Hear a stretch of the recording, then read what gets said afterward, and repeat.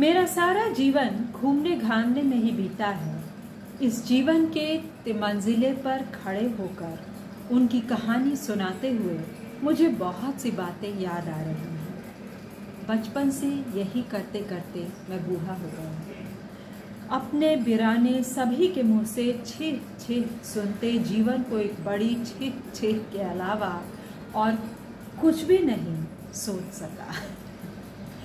जीवन के पहले अध्याय में ही छीह छीह की भूमिका मिली और बहुत दिनों के बाद आज जब उन विस्तृत कहानियों की माला पिरोने बैठा हूँ, भगवान, तो हठात संदेह हो जाता है कि लोगों की समझ में छीह छीह बहुत बड़ी समस्या थी। भगवान जिसे जहाँ भेजते हैं उसके उत्तीर्ण होने के सभी साधन मौजूद नहीं होते। भगवान जिसे जहाँ भेजते हैं उसके उत्तीर्ण होने के सभी साधन मौजूद नहीं रहते। बुद्धि उसकी देन है, किंतु संसारी उसे सुबुद्धि नहीं कहते। इसी से उसकी प्रवृत्ति असंगत और निराली होती है।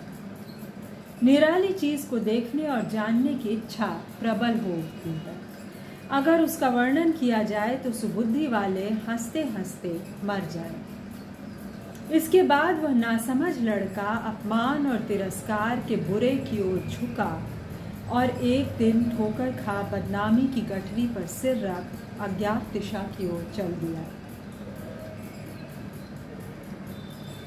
इसलिए उन सबको यही छोड़ता है। जिसका वर्णन करने बैठा हूँ उसी की बात कहता हूँ। घूमना एक बात है और उस पर प्रकाश डालना दूसरी। जिसके दो पैर हैं वह आनंद से घूम फिर सकता है, लेकिन दो हाथ रहने से लिखा नहीं जा सकता। यह कठिन काम है। इसके अलावा भगवान ने मुझे कल्पना और कवित्व शक्ति का कुछ अंश भी नहीं दिया।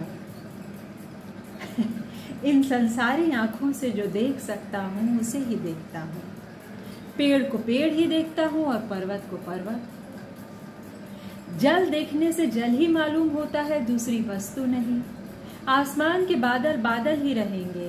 केश राशि की बात तो दूर रही, उनमें बाल का एक टुकड़ा भी देखने को न मिलेगा। चंद्रमा के देखते देखते आंखें पथरा गई, पर उसमें किसी का मुंह न देख सका। भगवान ने जिसकी विडंबना इस तरह की है वह भला है, वह भला कवि कैसे बन सकेगा। मैं पहली श्रेणी का घूमने वाला कैसे बना, यह कहने के पहले उसका परिचय देना जरूरी है, जिसने मुझे बचपन में ही यह नशा चढ़ा दिया था। उसका नाम इंद्रनाथ था। एक फुटबॉल मैच में ही हम दोनों की जान पहचान हुई। मैं नहीं कह सकता कि वह जीवित है या नहीं। सालों पहले एक दिन वह बहुत सवेरे घर द्वार माल जाल और अपने बेगानों को छोड़ केवल एक धोती लेकर चला गया, फिर वापस नहीं आया। स्कूल के मैदान में बंगाली और मुसलमान लड़कों के बीच फुटबॉल मैच था। संध्या होने जा रही थी। मैं मस्त होकर मैच देख रहा था। प्रसन्नता की सीमा न थी। एकाएक यह क्या, चट चट के शब्द और मारो साले को पकड़ो साले को की आवाज और मैं विह्वल हो गया।